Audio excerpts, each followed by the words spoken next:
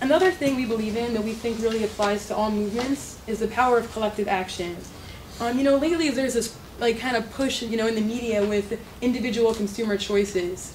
And we think it's really important to use that at a starting point, but go well beyond it. So in the place of workers, if you have a problem at work and you could individually approach your boss and give him, say, 10 suggestions for improving the workplace, odds are, if you have a nice boss, maybe he'll smile and nod. If you don't have a nice boss, maybe you'll get fired.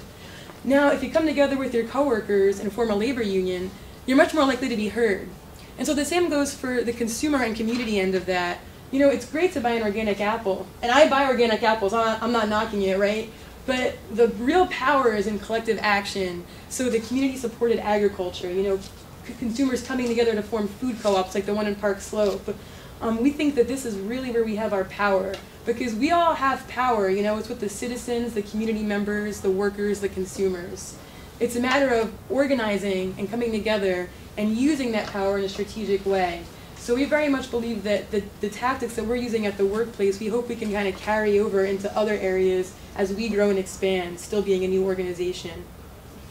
One other thing I'd like to briefly touch on before I finish is that people love to divide and conquer movements. So we have to be wary of that. And one example of this is this idea about the labor and environmental movements often clashing.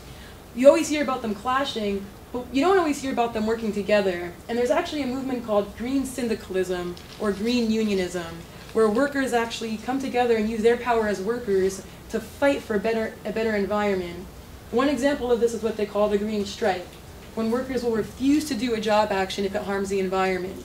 And I think examples like this are something really good we could look to how we can come together as a movement. It really has to be food justice for all, for everybody, for the consumers, the workers, the community environment. And we think we have a lot more in common than maybe the powers that be want us to believe. And so, in closing, I just want to say that Brand Workers is very excited to be part of this. I think the Brooklyn Food Conference has a great vision, and it's exciting to me to see people coming together under this concept of food democracy and food justice.